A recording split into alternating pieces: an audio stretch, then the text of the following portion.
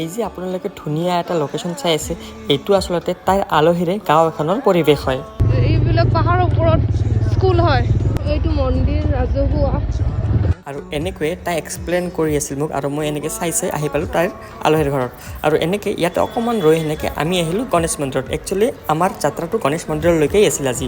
আৰু ইয়াতে আহিয়ে এটা ধুনীয়া এটা বস্তু চালোঁ যে ইয়াতে সামূহিকভাৱে মানে বিয়া পাতি দি আছিলে, আৰু এইটো আমাৰ কাৰণে এটা ভাল দিন আছিলে। আৰু মানে তাৰপিছত আমি দুয়োটা ইপিনে আহি ধুনীয়াকৈ গণেশ মন্দিৰত ধূপখিনি জ্বলাই গণেশ বাবাৰ আশীৰ্বাদ ল'লোঁ।